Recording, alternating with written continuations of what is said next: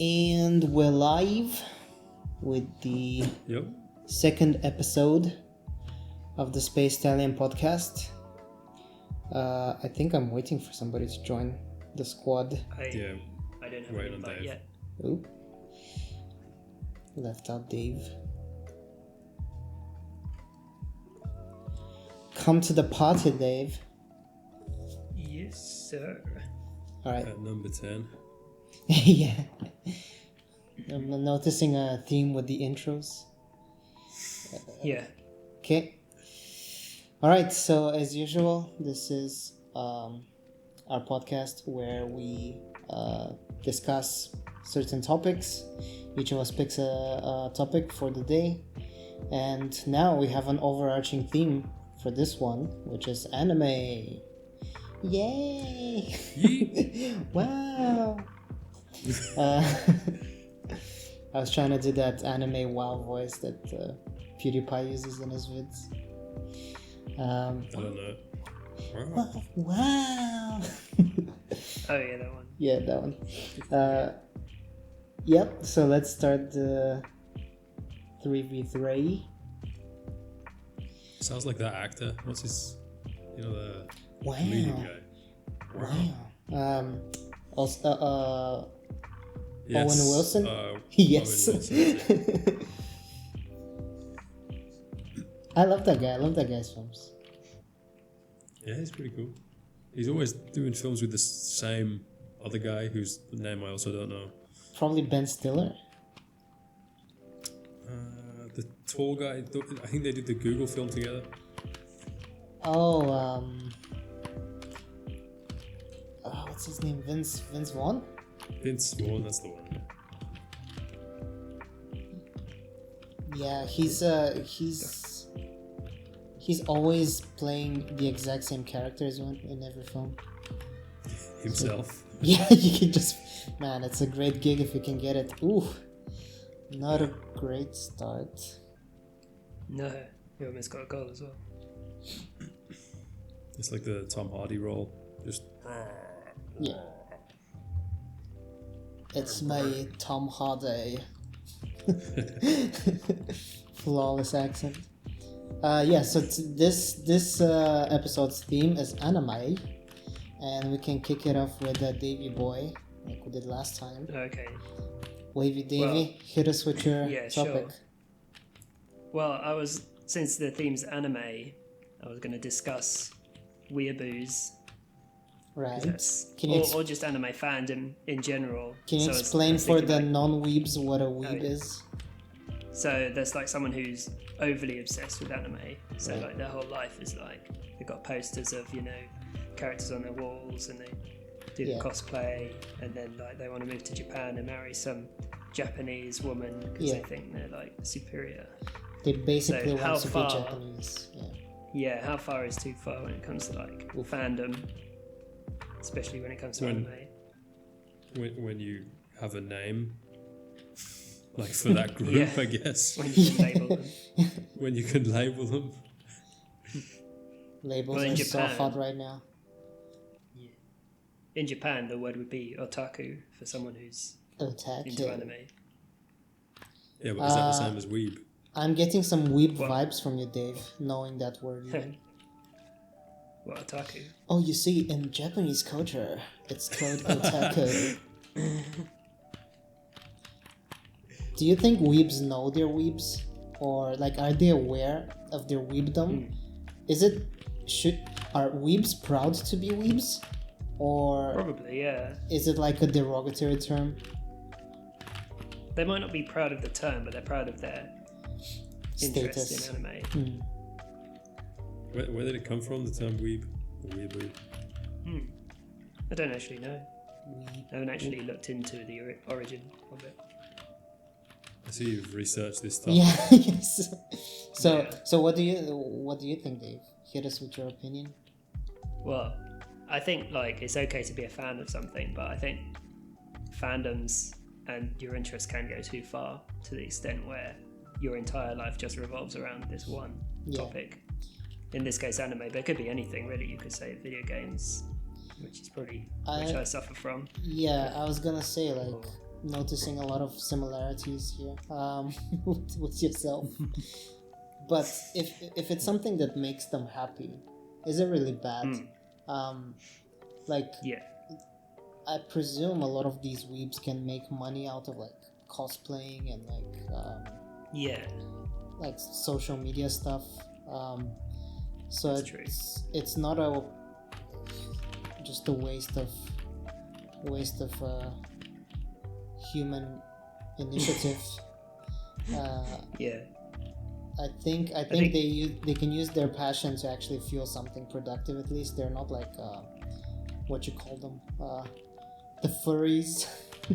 Oh yeah, not as bad. But they've got quite a strong fandom as well with all fan art and everything. So could argue the same. I'm too old to understand them. But yeah, for weebs, I can kind of get it because Japanese culture right now is so dominant in terms of how much good things they output, like animation, games, books. Here we go. Yeah, there's something like definitely a romanticism about Japan in general as well from an outside perspective. Oh, the like food. It's not. Yeah. Yeah, the food. Yeah, That's true. Yeah, everything. The landscapes and everything. The cherry blossoms. Yeah. I think people go crazy for that type of lifestyle, to be able to go out and buy some fried chicken and to explore the cherry blossom streets and see a geisha in cosplay or whatever. Oh man, the only time I was in Japan, we saw this geisha on the street, and I was like, ooh, damn girl. Finally seeing a real life geisha. You know, I had heard the legends, and the dude turned around and it was a dude. It was the top 10 anime betrayal. Got tranny geisha. They're commonly just dudes, like in an anime. They're probably common. Aren't gay? Yeah, I think geishas were commonly men in the past. Maybe I'm wrong on that. Don't quote me on that one. Ooh. It's bad mistake. Mm-hmm. I think I have nothing against weebs. I think it's kind of cute how obsessed they get with Japan. And I do myself have some weeaboo tendencies from time to time. I think a lot of, especially our generation, like the ones that grew up with, I know you guys watch Dragon Ball Z, but for me it was more like like, is Pokemon Yu-Gi-Oh! an anime? I guess it is, but yeah, Yu-Gi-Oh! Yeah, there is an anime. It was a game first, but Yu-Gi-Oh! Yu-Gi-Oh! Was the shit. Yu-Gi-Oh! Changed my life. Beyblade, I liked Digimon when I was. Oh, Digimon in terms was of anime. lit. Yeah, I preferred that. I preferred that to Pokemon. The story was very mature, but at times. Yeah, it was a really good story. Yeah. Most series of Digimon had a good story, even some of the later ones. Yeah, and like, quite dark actually. Like, you know, the Digimon actually die and things, so it's quite dark for a kids anime. yeah. I don't know how Japanese people would feel about Weeaboos though. They probably, because they're so nice and like, they probably wouldn't. They just wouldn't mind it, I presume. It would definitely. I would feel cool if somebody was so into my culture that they like started dressing up like Bulgarian people and read all our comic books and watched all. Dressing up as Goku isn't Japanese culture necessarily. I guess. But do a Naruto run and yes, it's definitely cringe central. Uniform. Yeah. But I think it was brought to the masses by Filthy Frank, right? Oh, I don't know. He's the one who. Dunno. Was he? Well, at least I feel to like my knowledge, he was the one that popularized the term weeb. Yeah. I think his fans were already weebs anyway. Yeah. Even though he wasn't He wasn't really into anime or anything. I think weebdom is much older, but yeah, he definitely, in terms of making fun of weebs, he was probably one of the godfathers of trolling. Papa Franku. If you haven't watched Filthy Frank, probably don't. Yeah. I don't know how people listen to would Joji react. instead. Yeah. That's a fair idea. It's the same guy. I don't know how people nowadays would react to. Didn't they try to cancel him even though he was already not making videos? For his Filthy Frank. They could do, yeah, because he said like, you know, offensive stuff in his videos, so they're cancelable. Yeah, it's all comedy. And I'm not sure about all the cringe stuff that weebs do, especially like at conventions and shit, like the Naruto runs, as you mentioned, Dave. I'm not sure about that, but I can see how people can get obsessed with like good manga or good anime. They're quite addictive. Yeah, for sure. I mean, there's just so much more room for like exploration when it comes to storytelling. Yeah. Like in Hollywood, they're limited. They just have one story really in Hollywood. Yeah, exactly. It's just all one story retold. Netflix was trying to break the mold with the types of series they were doing. Yeah. But then now they're kind of, I guess some of the shows that they've bought lately, like Squid Game and stuff like that. The Korean ones are great. A lot more interesting. Yeah. I think it's anime and manga. They have such imaginative storylines. If you look at the most popular ones, none of them are the same as the other one. Like you wouldn't, because you can find like 100 Star Wars clones and I don't know, like 100 films about Godzilla, I guess, which originated in Japan, right? But that's my point. Like they had the first great idea, and then the West just stole it. Like what else did they? Well, they've been remaking a whole bunch of stuff like Ghost in the Shell.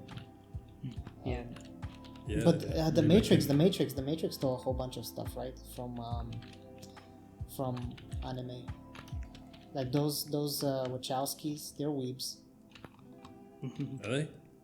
Pretty sure, because they quote a lot of Japanese sources as their main inspiration for the Matrix and their other films as well. Like Jupiter Ascending.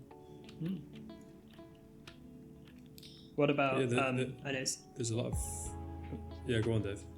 I was going to say, is a Weeaboo. Have you seen the guy? I think Ollie knows him. The guy that changed his face. He got surgery, so he looks more like a Korean. Are weebs confined to? Are weebs like international? Can you have Korean weebs and Chinese weebs? I guess, yeah. They call them Weeaboos because people who are really into K-pop. Yeah. You know, a Weeaboos. Or Korean culture in general. Yeah, if it gets to the point where you have to change your appearance surgically, it's too far. Yeah. You need... Stop it. Get some help. Yeah. What made me think of this was I saw a story saying that he's looking to get his dick size reduced so he feels more Korean. So not only is that offensive to Koreans, but such a humble brag. Just strange. Guys, please send the surgeons. So huge. It's so big. Yeah. I don't feel like a Korean. Also, what a shitty ass way to like. So you're a fan of the culture and of the people, and the main thing you do is offend them all. Yeah, offend them all. One sentence. Yeah. Yeah. in one surgery. Yeah. Transracial, but that could be another topic. Yeah, that can be another topic. But yeah, specifically in weebs, I think it's it can be one of the healthier obsessions, I believe, because it's mostly aimed Weeaboos. at it's mostly aimed at like art and like Japanese art and Japanese culture, which hold on, the Weeaboo definition that I've seen is not like an interest for Japanese culture. Isn't it like an obsession where it gets to the point where they start buying body pillows of Oh, their favorite okay. anime that's characters. it. They get those like right. anime character sex dolls and stuff like that. That's like Yeah. Weeaboo. Okay. So yeah, so weebs are the ones that go over the top. Is that what the definition Yeah. is? Okay. Yeah, think it's so, kind of yeah. like the furries of anime. Oh, okay. I thought it's just people that are super hyped about Japan. No, Um, not someone who's really That's into just us. anime. yeah, that's just Yeah. us. Man, Japan is, such a nice country to be a tourist in. Never to, never to Don't work there. live. Yeah, never to work there or live there. I guess, unless you're a fan of suicide hotlines or something. Yeah, or just getting drunk every night and sleeping in the gutter. Yeah, Playing with your some wife. people like it. I guess a lot of work, like career oriented people like it a lot. But yeah, this actually we can continue discussing weebs, but actually really nicely flows into my topic, which I picked for today. Okay. It's to do with the sort of obsession with work that Japanese people have, and especially in the anime industry. So I don't know if you guys have seen Children of the Sea. It's one of my favorite anime films. No. It's gorgeous. It's It's absolutely gorgeous film. Probably my top favorite or top 3 for sure. It's technically brilliant. It's like a masterpiece, and it's by the studio called Studio 4C or 4 Degrees. I'm not sure how you read it. The controversy there though is that they underpaid their staff, and they basically slave drive them to make really complex films and anime. Essentially taking advantage of people's passion. So the thing though is that I found out today that a lot of the people that work for that company, first of all, they're freelancers, so they're not full-time employees, which is cheaper for the studio, and they don't like that. Also means they don't get like health benefits and the usual full-time employee stuff. But it's cheaper for them to hire people like that, and also they have literally an unlimited supply of people like that, because there's so many Japanese people that want to work in that industry, like in anime, and fulfill their artistic dreams and whatnot. The demand is lower than the interest. Like people Yeah, will exactly. only pay what they're forced to pay. Yeah, But Yeah, because there's so many people are interested, they can afford to lowball them. Yeah. It's kind of The a entire perfect industry that's storm. just getting Yeah. screwed over. It's kind of a perfect storm there, because you have exactly what you said, like too few studios and a lot of people that want to do that work, and you also have people who, in general, Japanese people are very they really care about work. Like they put work as their one of the primary pillars of their lives, right? So they don't mind staying up late, as if you see everybody else in the studio staying up late and working away on stuff, and they don't mind like spending weekends working. They don't mind they don't see work-life imbalance as an issue, the same way as people in Europe or the US do. And so it's kind of a perfect storm for studios like that to take advantage of. Not only that, but can you imagine a cooler job title than anime artist for like your favorite anime, or your favorite anime of all your friends or something? If you work on Attack on Titans, for example, that's you drew exactly. some scenes with Levi or Aaron or whoever. Like, you're the talk of the town for the next year. You'd be a Weeaboo god. And the thing is, I don't think gifting gifting more money to the animators, I don't see how that would help in the short term, because it's a short term solution to a long term problem. Yeah. Like if you just say here's a bunch of money to the animators who are being underpaid, it's not going to work well. Yeah. Whereas because the demand is still going to stay high, and then it'll just get even higher. Like I think there just needs to be a set.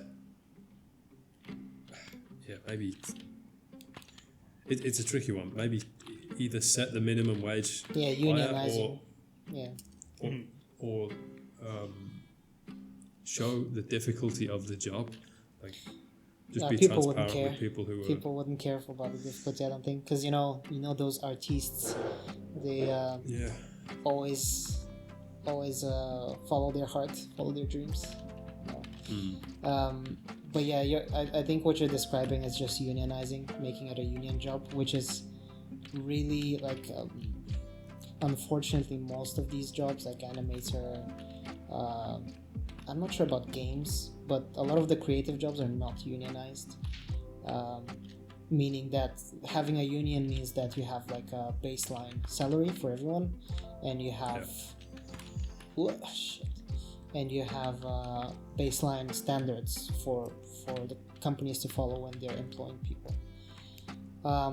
Unfortunately, with artists, it's very difficult, apparently, to get them to unionize, and the companies they work for are lobbying really hard to not allow that to happen, because they have very slim margins, and I'm assuming that not a lot of them make a lot of money, actually. But the studios must be making a killing, like the ones that are actually is it profiting off the animation. I'm not sure if it's the actual studio profiting, because you can have, like, this is not an anime thing, but it's the only example I could think of. Think of like the Pokemon company and Freak. What was the name, Dave, for the company? Game Freak. Like, so yeah, the majority of money goes to the Pokemon company and like Nintendo and stuff, right? And Game Freak as a studio themselves get like a cut of that, a percentage of that. They don't have that huge of a budget comparatively. So I think it works in the same way with studios. Like you can be obviously if you're not like Ghibli or whatever, your own like self-sustainable studio. If you're working if you have a production house, they might be making the majority of the profits. But yeah, I think I used to be of the mind that it's it's just a bunch of evil companies, but now I'm starting to think that anime artists actually continue to choose this career, knowing how infamous it is with this stuff. And maybe they just don't care about making enough money or having work-life balance until they form a family and have kids, because a lot of them quit at that time. I've heard. I mean, you've got to think as well about like the luxury. How can I phrase it? I guess the luxury of doing a job that you have a passion for as well. Exactly. I think that comes into play when deciding, do I want to work in an office and get paid potentially like salary, rise in the career ladder and stuff like that. Yeah. Whereas, or do I want to follow a passion at the risk of being paid a much lower wage and having to struggle? Yeah. So there's a trade-off there, but I don't. Yeah, it's a tricky one to kind of balance. I think that's always been the trade-off for artists, right? Like that's historically being an artist was never like as how you call it, like as glamorous as it is now. Like the artists were always struggling, right, in the past. Yeah. This is literally the most profitable time ever in history to be an artist. So although they're not paid well, specifically in that industry, they're still paid more than, and that's not a good argument for them not being paid. Exactly. By the way. Yeah, but is the other thing is it worth, like, I'm struggling with this one line from the Studio Ghibli film, The Wind Rises, when they discuss the pyramids and the fact that the pyramids have been built with slaves, and I think the protagonist says, or I forget who it was, but one of the characters say, is it better to live in a world where the pyramids don't exist and there wasn't that injustice, or is it better to live in our world where the pyramids exist and they're like a wonder of the world and we can enjoy them for forever? I'm struggling with that a lot, because that film that I mentioned, Children of the Sea, is literally outstanding. It's obvious that it was achieved based on its budget. It doesn't have that much of a budget, but what they have achieved goes just above and beyond, right? So Yeah. is that a good trade-off, like knowing that those people probably like wanted to Yeah, I don't think slavery is ever a good trade-off. Not slavery, I mean, I'm talking about the film now. You said about the pyramids, right? Yeah, but that was just an analogy. I'm not saying like have slaves and build pyramids. I'm saying now in our world, current day, we still pay everyone, but they're just not paid well enough, right? And they don't have a good enough life. Okay, yeah, I get it.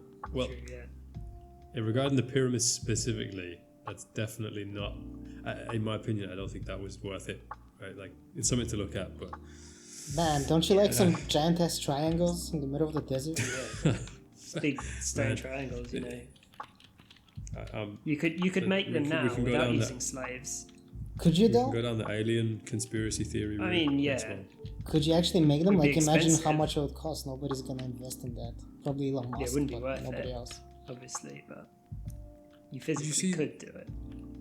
Did you see that some of the smoothness of each of the blocks that the pyramids were made up of, and the carvings on them were almost like done with laser precision. Yep, exactly. And they don't know how some of them were even created. The answer is always slaves. Every time there's aliens. Every time there's a mystery in the ancient times, it's slaves. Just save yourself the research. That's how it's done. Yeah. How did they make Stonehenge? How'd they drag it out there? Yeah, slaves. Slaves did it. Yeah. Probably over the course of many years. Yeah. When their life depends on it, like they'll figure a way out. It's brutal. Yeah, exactly. So yeah, is it? I wouldn't. It would be a loss to culture if that film didn't exist to the quality that it does now. And if they have chosen this path, I'm like, it sounds bad, but I'm inclined to sort of not put the blame on the artist, but like, you signed up to do it, right? So if they wanted actual real change, they wouldn't sign up to do this. Yeah, they knew what they were getting in for. Right? Yeah, and that's not to say that it's right, but it's just, I wish there would be some like unionizing in the anime industry that would allow them to have like a better work-life balance. Because I wouldn't want the work quality to decrease, like the output, the anime output, to be worse. But at the same time, it sucks that people have to suffer for us to enjoy some, I don't know, Dragon Ball or whatever. Yeah. Well, they could just pay them more and have more lenient headlines. That wouldn't affect the quality. No, they still have the same standard, but they say you have longer to do it in and you get paid more. Someone must be able to afford that. Some giant corporation is definitely able to afford paying pretty much all of the anime artists in Japan, probably. But as soon as you have that many people wanting to do this job, they're always gonna find a cheaper one, cheaper and faster. There's always that like unfair distribution of of royalties when it comes to these types of productions. Yeah. Like the fact that the actors, if it's a live action film, get paid, I don't know, 100 or 1,000 times more than what the anime art, than what the CG artists get, and VFX artists is ridiculous. Like the amount of work that goes into creating each shot for a Marvel film, or even the props themselves for some of the actors to hold. Yeah, like that's gonna take more work, more hours than learning the lines for the film. Not to say that actors aren't needed, but the disproportionate distribution of that money pot is what is the real issue. Is I think when it comes to live action, when it comes to anime, I can only hazard a guess that it's just unfair distribution from like the studio perspective. Yeah, because I think even anime like supervisors and directors, they also don't get that much money and recognition as well. Because everybody knows like Brad Pitt and Tarantino, right? But nobody knows like George, the layout animation guy from Disney Animation or something. True. Yeah, that's why they get paid less. Yeah, because no one knows who they are. So they could just hire anyone. Yeah. And it's apparently like, have you noticed that nobody in the West makes really good 2D art anymore? It's apparently ridiculously expensive to the point where it's impossible. Like, we're never gonna see another Pinocchio or another, what's a good one from the Disney classics? Like Cinderella. Lion King, yeah, exactly. Aladdin, Tarzan. Yeah, I don't know why I went with Cinderella. What? Of all the ones I could have picked, I don't know why I went with Cinderella. Cinderella. No, now we know. You've been exposed. Yeah, you do get animations like the Netflix. Some of those animated. I think Castlevania is Western. Oh, okay. That's 2D. Yeah. I thought you were gonna say it's 3D now. Oh, yeah, but Netflix is the exception. Like that does use some 2D animation. Okay. Yeah. They literally have like an unlimited budget, Netflix. So and they can just buy whatever rights they want. So if they want a series, if they want just a season, like they don't have the same restrictions that smaller studios and distributors have. Yeah, but they're doing that to the. They're really like doing a good job of it, because how much they've done to introduce like anime to the West. Like before we had Crunchyroll and like all those streaming services now. One of the few legit ways to watch anime was on Netflix, because they picked up a whole bunch of the classic ones, and started making originals as well, which was a really good move, I feel like. And same for animation, like Arcane, masterpiece, absolute masterpiece. European animation, very good. That's French. French, yeah. Took like 6 years. Hopefully season 2 won't take 6 years. Yeah. Don't want to wait that long. Wow, if they have like a pipeline set up probably to do it faster now. That time likely went into developing the style and the aesthetic and the techniques. So it's a lot of variety in the beginning. Yeah. Can reuse environments and character models and stuff. So I suppose it will be quicker next season. Whoa, oh my god. Oof. Only cleaning up our mess. As usual. Yeah, as usual. Yeah, so that's what I wanted to talk about, is just the amount of like blood, sweat and tears that goes into this stuff. And Attack on Titan is another one, like the season that's being produced now. They also are facing some controversy over this, but it's so good. Of course. So the latest episode today. Is there an argument? Just like game companies, really. That through the limitations, like through the constraints, that's where the sort of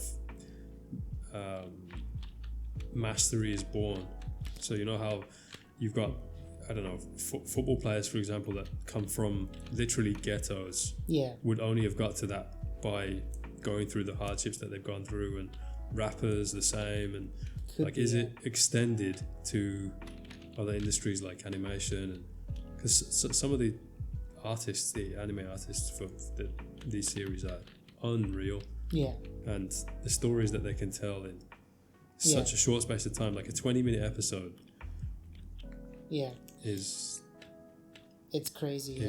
And a lot of the really, really crazy scenes have all been done by like one guy, right? Like one guy would sit down, especially in 2D, and do all the key poses for the characters and stuff. And then of course you have like in-betweeners that would fill in the blanks, but the creativity you need to have as just a guy to create that stuff on your own, it's mind-blowing. Specifically, like what comes to mind is Attack on Titan, that episode where spoiler alert, I guess. I already know the one you're on about.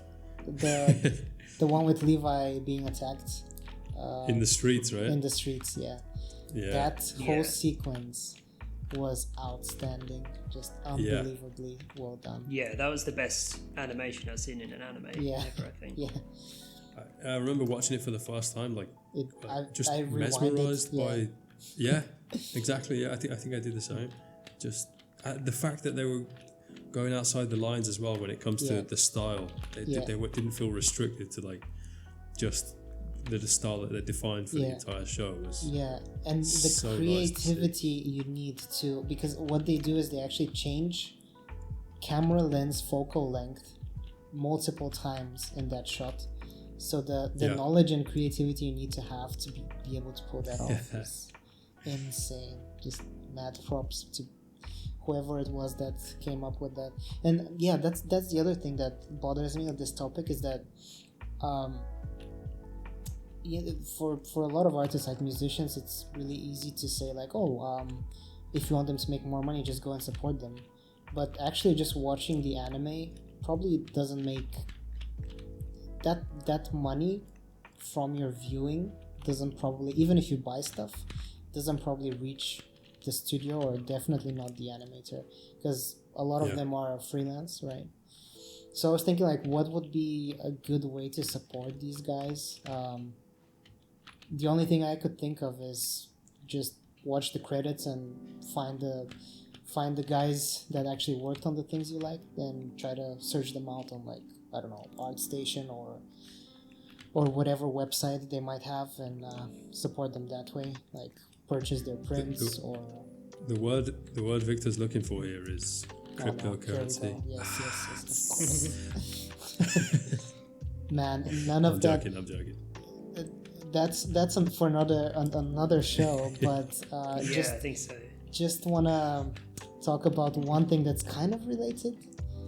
Did you see that video of Keanu Reeves reacting to the Matrix for NFTs? Yeah. And how he's gonna see zero like money of like from the Matrix? No, from the NFTs that they're selling. Oh no, I didn't see. Yeah. I saw his clip reacting like. Yeah, he just laughed it off. He started laughing. Yeah. Yeah. He's such a cool guy. Yeah, cool guy, but Keanu Reeves. I'm not sure NFTs solve this issue, because companies can still use them and not pay their artists. So I think just going out of your way and finding out who those people are. Like I feel like a bit of a jackass now for not researching what the name of the guy that was like the main animator for the Levi scene is. But if you, I think it's good to like pay attention to the people that work in this space if you want to support it, and just support them directly somehow. Like I would love to buy prints off of some of anime artists to put in my house. I mean, you could support their independent work. Like, exactly. I'm sure they'll have work outside of outside of what they're what they've been commissioned to do. Yeah, exactly. So Ollie, what's your topic? Well, also very relatable is, what's your favorite anime? Oh yeah, the big question. I'm gonna let you start. Since we've just covered Attack on Titans, neither of you can choose Attack on Titans, because I know you'll both choose that. Fair. Or Death Note, just because those are the kind of the two main. Yeah. So non-obvious answers only. Yeah. Well, just no Attack on Titans and no Death Note. All right. But I can start and just say that only because I can't really think of.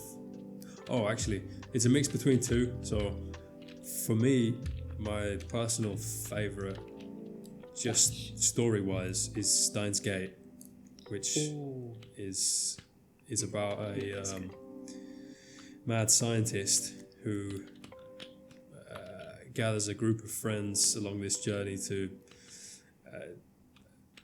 essentially uncover some mysteries about certain scientific experiments that they carry out. But yeah, there's not much you can say without spoiling it.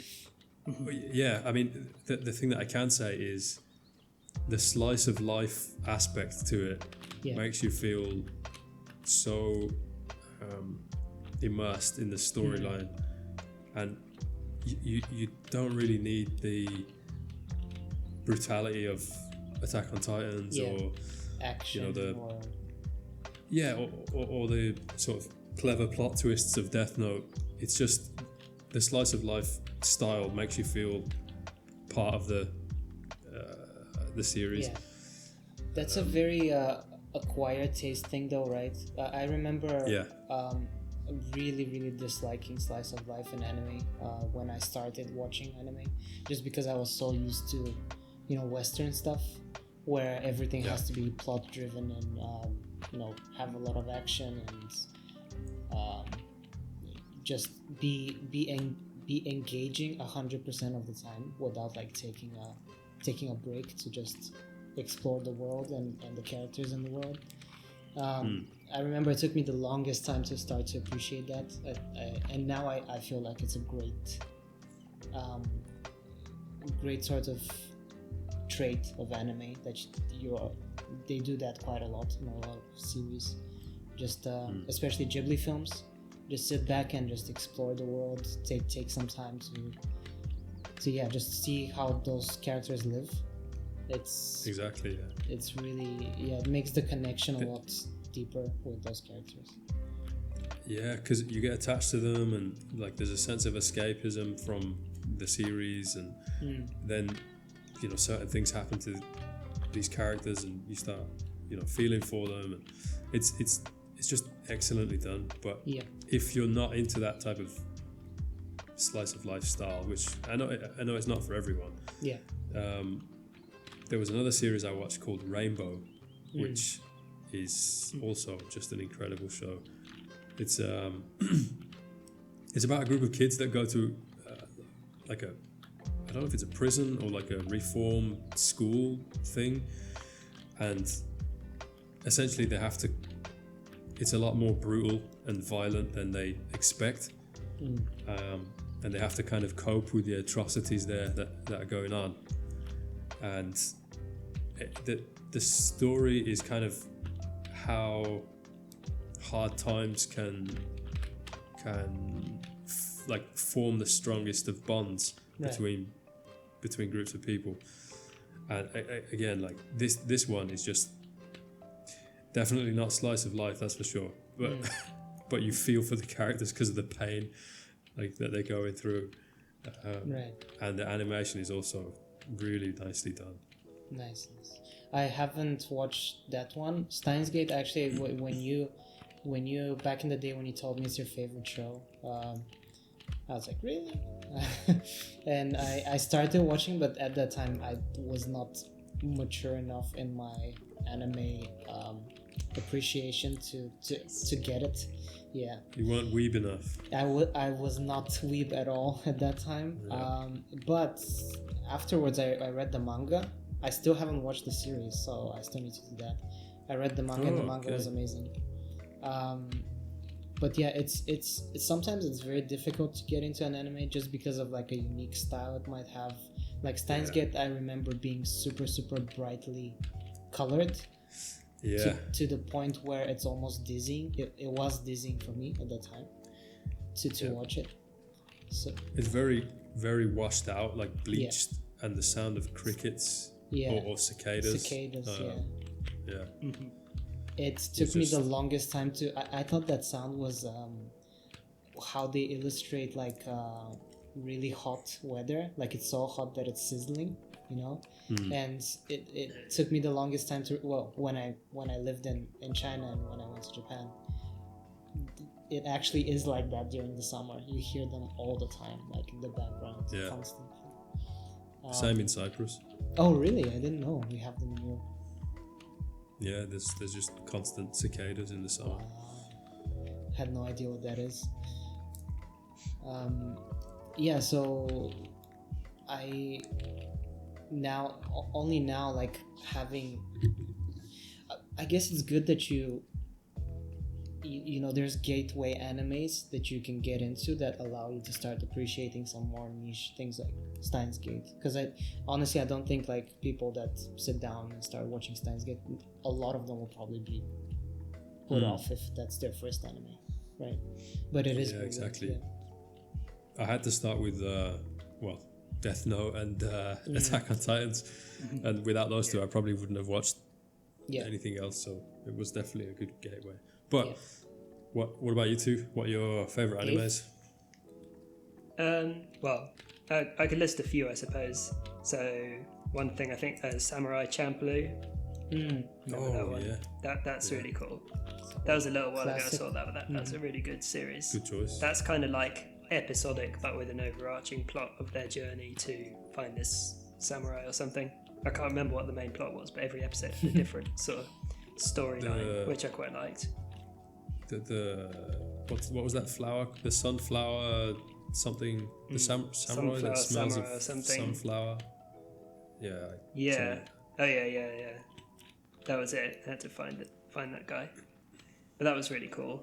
Also, I'm a fan of JoJo's Bizarre Adventure. Oh, that's really? Cool. Netflix that's one original. of the most. Oh yeah, now the latest series. I haven't actually watched the latest one, but it's so imaginative, like the characters and their abilities and things. I've never seen anything so creative, and they're all based off, or the names at least, are based off of like old artists and albums and stuff like that. So if you like sort of 70s, 80s music, you get a lot of references, like to Queen or David Bowie or the Beatles. It looks very camp. I have no idea what it's about. Oh yeah, it's very, very camp. Like big muscular men with like lipstick on and you know. What? Oh my god. Like fighting each other. Sorry, my bad. But yeah, that's really cool. What's it about? Oh, well, it's about different things each series. So the first one is about a guy that turns into a vampire using some stone mask in England. And then the next series is about these vampires again. And then in the next series, the original vampire from the series gets brought back. And now they have to go on a journey to Egypt to kill him before the main character's mum dies. And then what's the next one was set in a town where they're trying to track down a serial killer who likes cutting off women's hands and using them as like walking around with them. Wow. Like keeps them in his pocket and talks to them. Some of these creators have zero chill. Yeah. Like there's some weird things in that. Like the serial killer guy collects his fingernail clippings in jars. God. And there's a scene where they like find the jars. You're not necessarily selling it very well, Dave.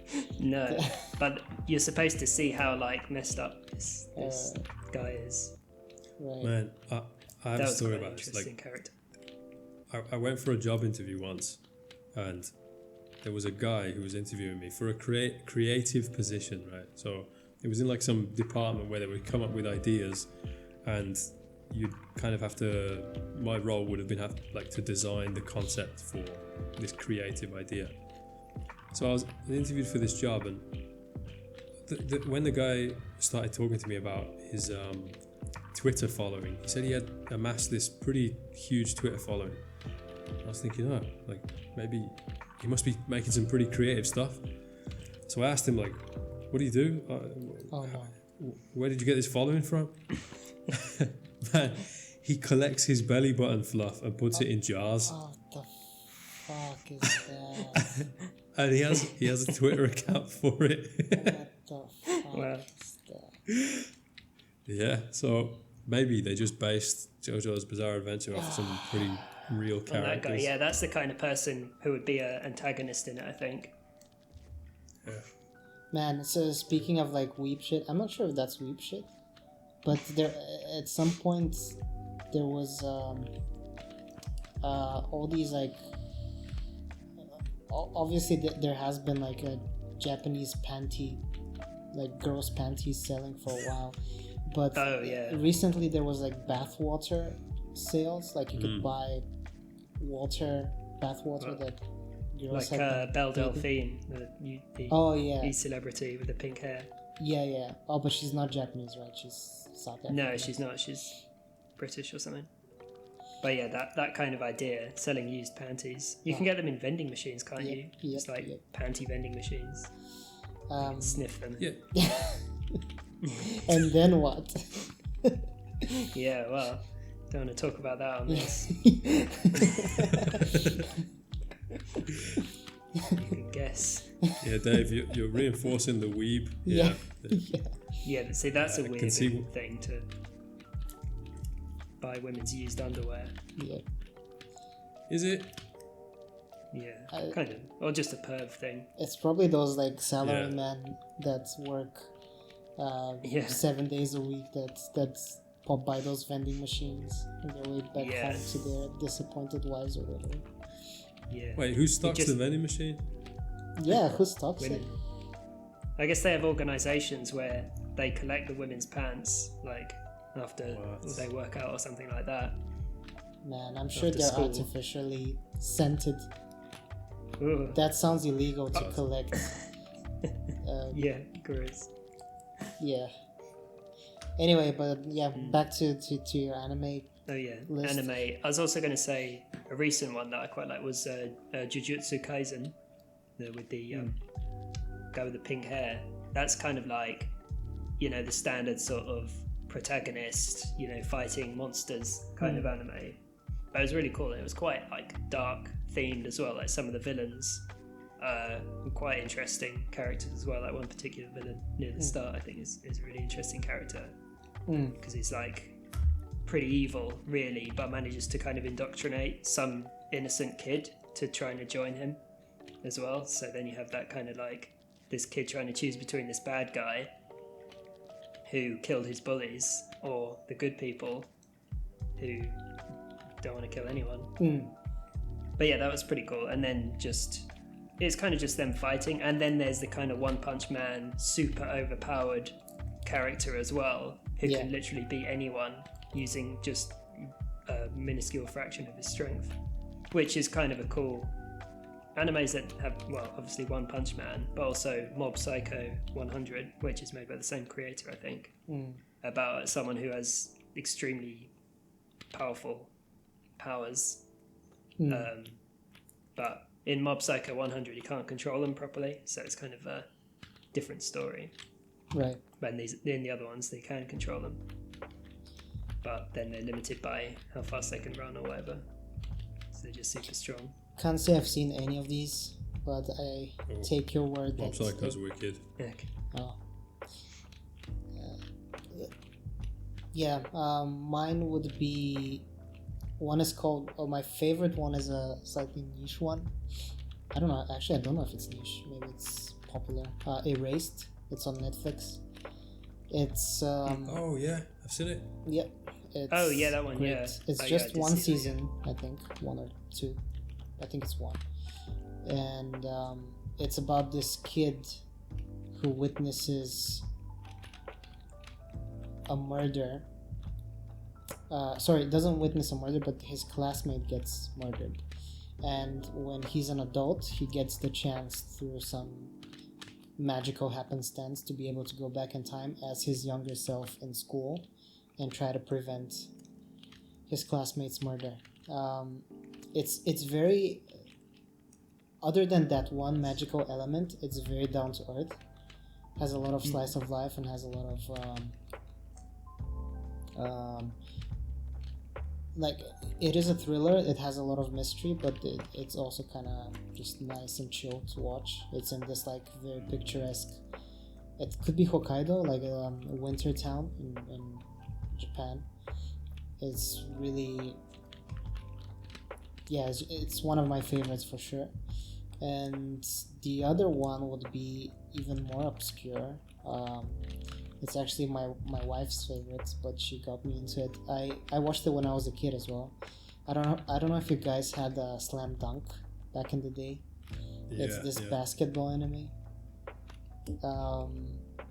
It's from, I think, the 80s or late 80s, early 90s, and has that typical like drawing style of that era and humor of that era, and watching it just makes me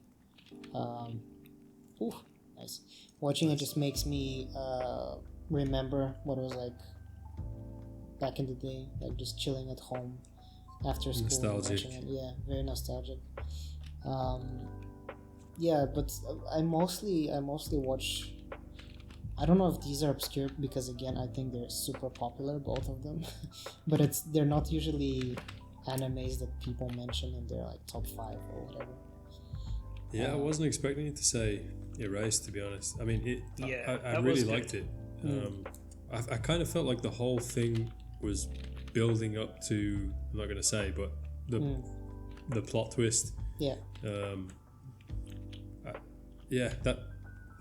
That's kind of like, because I guessed it from the moment that I can't even speak about it without revealing what the story's about, but I guessed what the plot twist would be pretty early on, and I think You're maybe that ruined it genius. for me. I think that without that, I would have enjoyed it a lot more, to be honest. But just because I was thinking that the whole way through, and then kept getting affirmations throughout. Yeah. I'll give you another one, which it's a Netflix original. I think it's called High Score Girl. It's about, again, the 90s and gaming culture in the 90s, and it's just about this dude that is I guess you would call him an incel now in today's time, but he's just obsessed with gaming and just doing his own thing and doesn't get any hints from the girls that end up liking him and chasing him. And again, it's pure nostalgia because they like in the anime they play games like Street Fighter, like old is it called a console?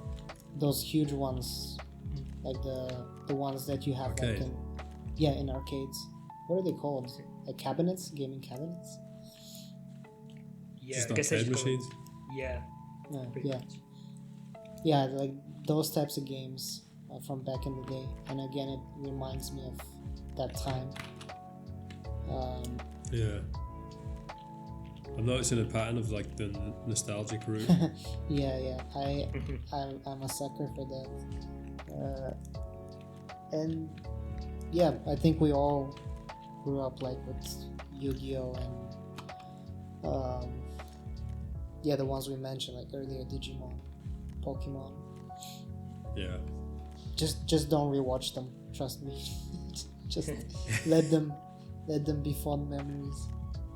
The kind of fever dream. Do you think there'll ever be a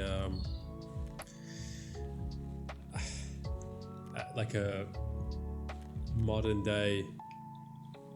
Can you actually think of any modern day animes that have been as groundbreaking as the likes of Yu-Gi-Oh, Dragon Ball. Well, Attack on Titan is the most watched show period.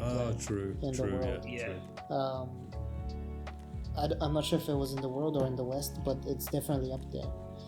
And Completely slipped my mind now. that's probably in terms of impact, the most impactful show.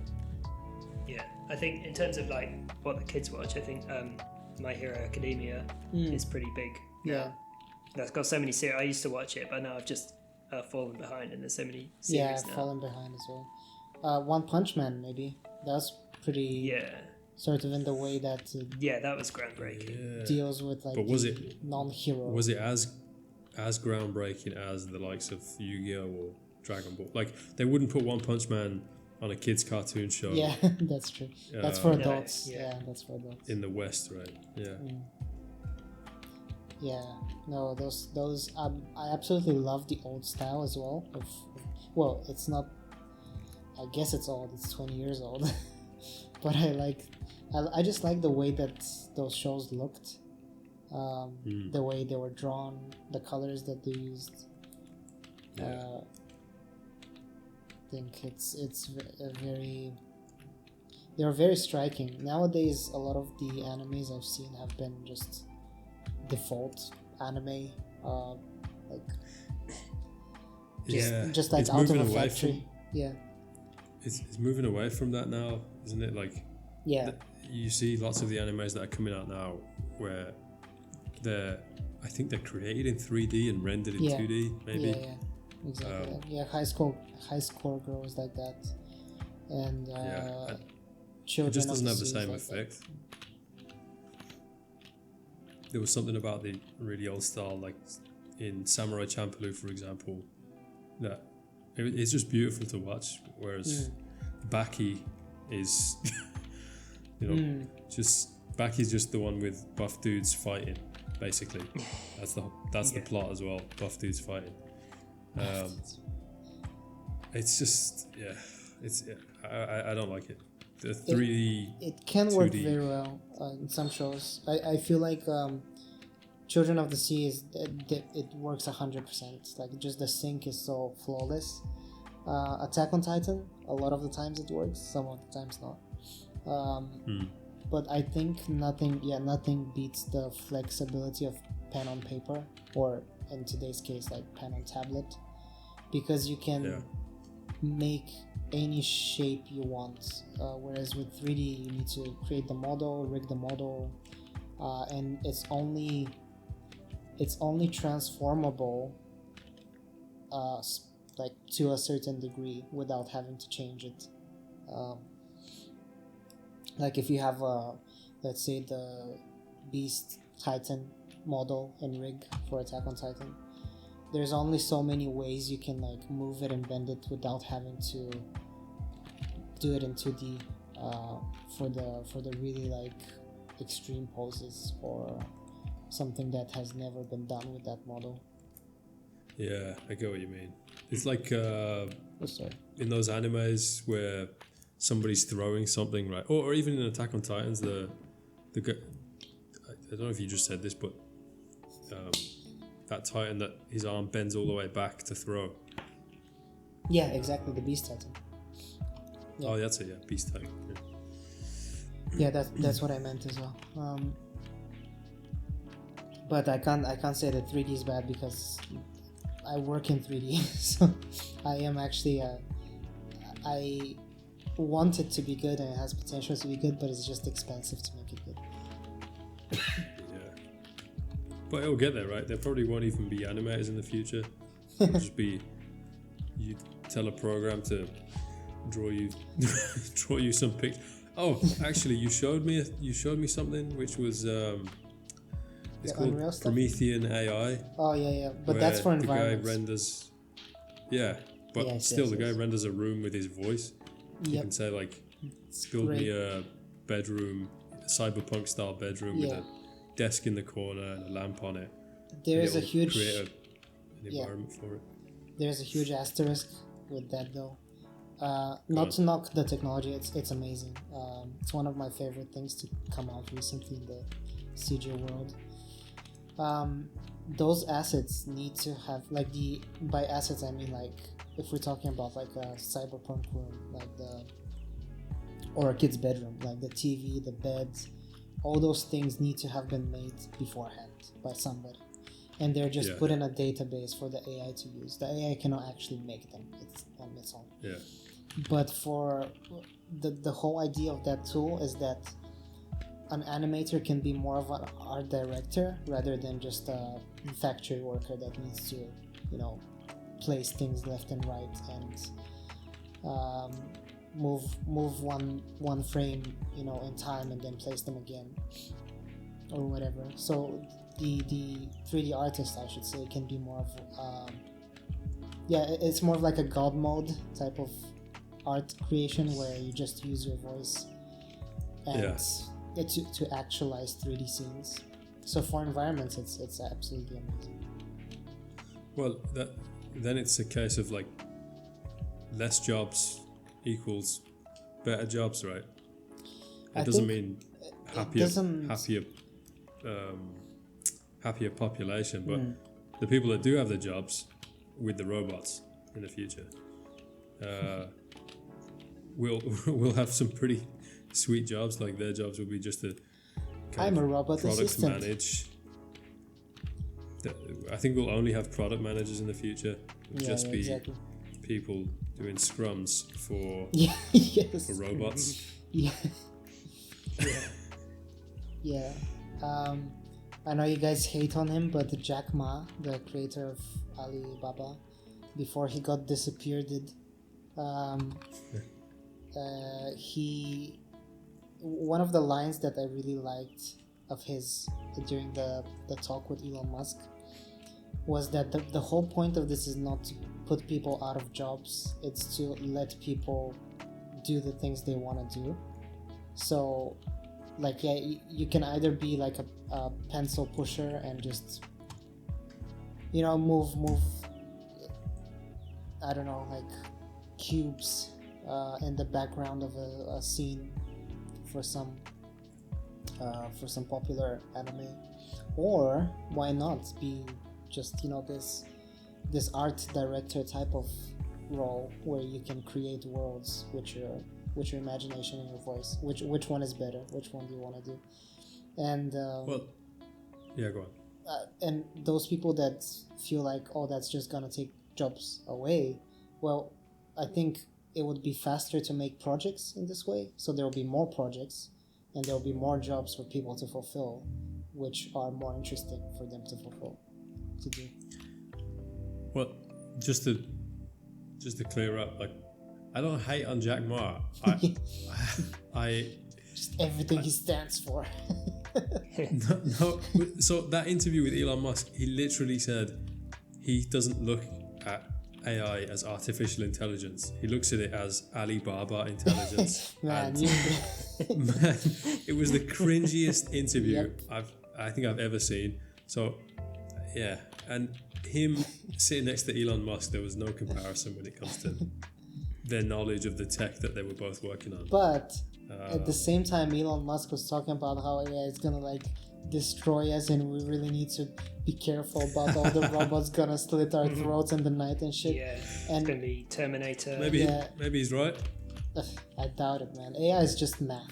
It's nothing special. It'll be another few hundred years before. Yeah, let me backtrack. It is special. It's really good math, but it's just math. It's not actual intelligence. In the future, it could be though. I reckon within 150 years. Let me put it in this way. In the current state that it is, like as you say with NFTs and crypto, in the current state that it is, it cannot be what we see in the sci-fi films. Just because all that AI is an algorithm where you let it decide what it does. You just give it an input and an output, and you let it like do random calculations in between until it ends up with an algorithm that matches the input to the output, and then it can use that algorithm for the real world, right? So it's just data sets. Yeah, exactly. Data sets processing. Exactly. I mean, okay, so back to the topic of Jack Ma.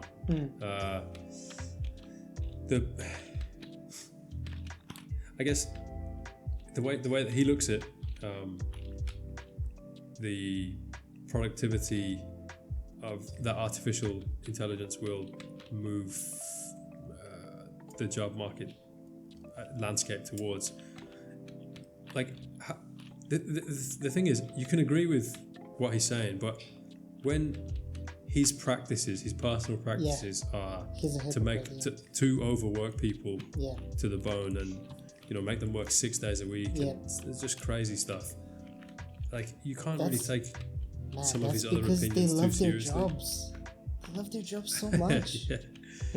Yeah. You love your job, you don't care how you get treated. It's a good parallel to the anime industry in Japan, actually. It's exactly the same thing, I think.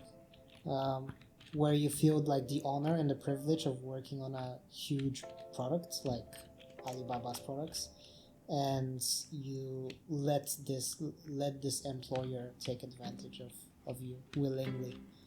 I don't think they're doing it unwillingly, because guess what? They can just quit. They can just work for a different company. Yeah, but I guess in China, because there's so many people that would be able to replace them. Yeah. In Japan as well, it's quit? huge. Yeah. Can they just quit? If you're talking about Alibaba. Right. Yeah, I think in general everybody's replaceable. It doesn't matter if it's Asia or not. But yeah, it's probably easier with countries with so many people. So yeah, the only two people who aren't replaceable are Elon Musk and Dave. Yes. Yeah. We only need one of Dave. Please God. Yeah, I don't need a clone. Don't need an AI double. Yeah. Alibaba intelligent double. Yeah. Man. The guts to say that to Elon Musk's face. Oh, I admire the guy. But no, I was just saying I like that one line. My skin fell off. Yeah, I like that one line where he talks about wanting for people in the future to care more about like creating art and like education and non-technical jobs that would be replaced by AI. So only the jobs that we as people can do, rather than technical pencil pushing. It's just word salad. Like, all he's doing is appealing to the mass there, in my opinion. Like, he's saying stuff that sounds good and doesn't put it into practice. He's just, like, I agree with that sentiment. I think it's a cool concept that we should try to aim for. But when Jack Ma preaches it, man, that he needs to put his money where his mouth is in order to. If I don't even know if he's still alive. Is that guy still? Man, he's in the mountains. He's chilling. Oh, right. Didn't get kidnapped by the mafia. No. He's just Dave. Come on now. He's just in the mountains with his friends, with his buddies. Makes sense. Haven't you? Get away from the inevitable cyber apocalypse. Haven't you ever just went to the mountains with your boys for like a year or two? Never come back. Yeah. Done that a few times. Yeah. He's reached Alibaba school summer camp and then just don't come back.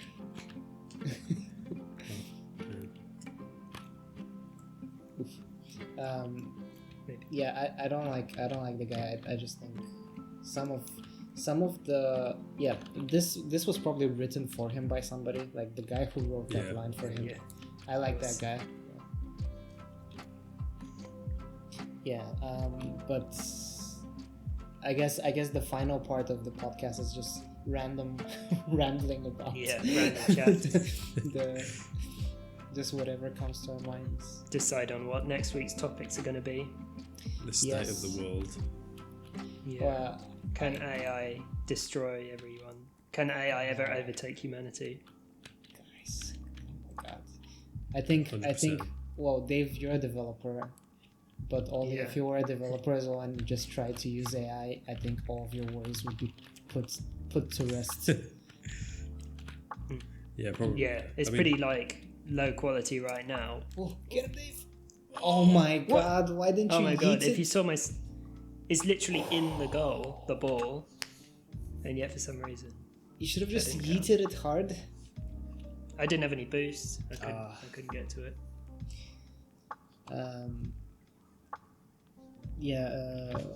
Sad. What was I saying? God, this disappointing finish to this game really threw me off there. But yeah, if you guys ever use AI, you see what I mean. It's the same as, I guess, a little bit of a preview for next week's topic, which I think will be crypto stuff. We can save that for a bit. Yeah, well, we'll see. All of our 10 listeners can vote on what they want to hear about. But the 10 listeners are us, for sure. Yeah, just us refreshing multiple times. But what was I going to say? Jeez. Top quality content here only. Yeah, the same way that crypto now is absolute ass to use, and you can fight me on that next week or whenever we get the chance. But it's like AI is amazing for very specific niche problems, like self-driving cars, identifying if something is a cat or a dog. Those things it's very good at. But as you mentioned, it requires huge data sets even for these things, like identifying cats and dogs. You need like thousands of data sets just for it to be able to do that. Yeah, I mean, I think right now, as humanity is just starting to explore AI in its current state, like I think just because it is where it is now doesn't mean it can't develop into something crazy good. The same way gaming did, the same way the film industry did, the same way just pretty much any tech does. I just cringe whenever Elon Musk is like, oh, you gotta hide your kids, hide your wife, lock your house because the AI is coming for you. Yeah, and he'll be the one that makes them. Yeah, exactly. He's the one that makes them. Exactly. And guess what? They all run on electricity. And guess what? Like, you have opposable thumbs and you can pull the plugs on your computers. Yeah, what if they're rechargeable, like solar powered? They're on the solar panel decentralized blockchain. Yeah.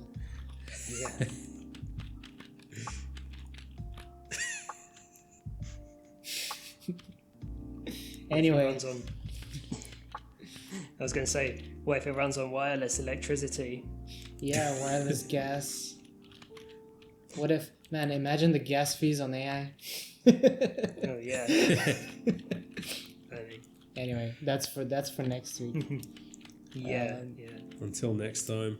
Until next time, indeed. All right, shall we Let's sign off? Wrap it up. Let's wrap it up, boys. Yeah. Let's do it.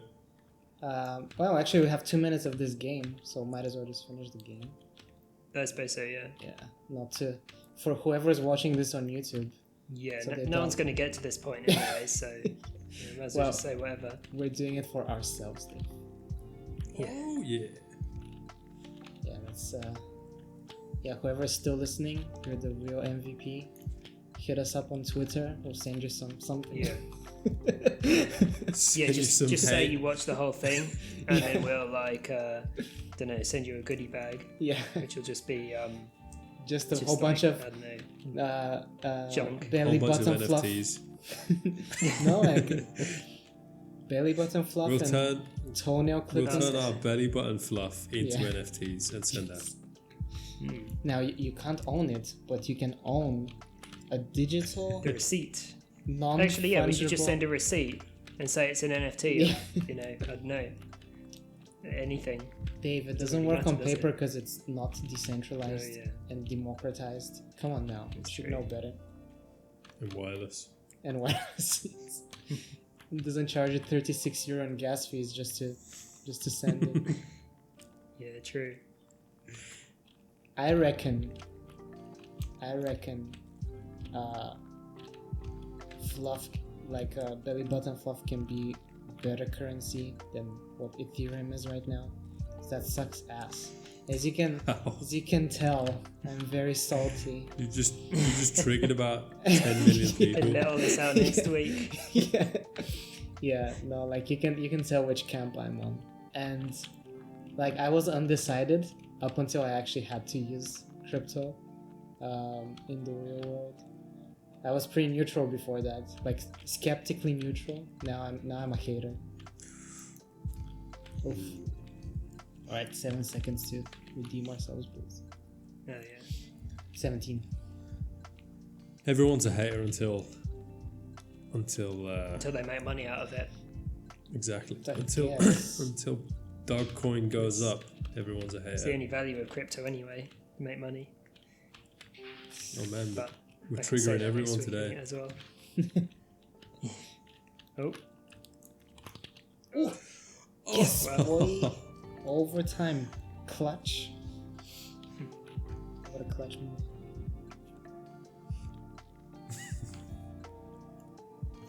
From the depths of despair. Yeah. Oh, I imagine we score now. Now people are watching just for the game. Yeah. Oh, this is. Oh, I won't handle it if we lose. Yeah. Just delete the whole podcast. Yes. I'll just cut this game out. Today we haven't been playing too badly. I watched our No, previous vid, and I'm sorry for anyone who watched it. I played absolutely ass the whole time. Yeah, but today's not so bad. We won a few at least. Oh god. Yeah, we got this. Oh man. People listening to this and not watching it are just gonna be like, what the hell's going on? What are they doing? It's 1-1, it's overtime, Yes. Yeah. We Guess are- guess what game we're playing? Yeah. Hint, it's not FIFA. Yeah. It's FIFA with cars. Yeah. And for free and without loot box. Oh, actually, they do Yeah. have loot boxes. My And it bad. doesn't suck. Ooh, another podcast topic. FIFA. Yeah, we can do a video game topic one week. Definitely. Yeah, Dave What's the best video will, games? Dave can shine there. Animal Crossing, I guess, right there. Yeah. It's not the best. It's definitely one of the ones you can put the most time into though. But for what? Like, what do you get Just- in return? Well, you don't get anything from any game, so it's all relative. You get enjoyment, I guess. Yeah, but Yeah. You Well, should, no, you at do least. enjoy Animal Crossing. Still you fun. can't win anything in Play. Animal Crossing, right? Yeah, but then you go back Because- to your town and see all your nice furniture and nice villages and stuff, and you think, the town's still there. And all my What would have animals. happened? Like, would the giraffe come and burn down the town? Yeah. No, it stays the same. The weeds grow. Get him, Oh. Dave. No. This is gonna go on Oh, forever. God. Guys, you got this. Shit, Oh, he's gonna duke me. Oh, alright. cleared it. Thank God. It's still 1-1-1. Yeah. Still 1-1 for everyone listening to the podcast. Yes, and it's very intense Yeah. because we wanna go out on a high. Go on. Ooh, that's This it. be it? It's gonna. Oh, Dave does it. we did it. for us. Awesome. Well, thanks for listening, and see you next week. Well, hear you next one. Actually, no. Yeah. None of these. But yeah, Yeah. until next week. We'll see you on Twitter. Bye. Peace out. Right. See you next week. Bye.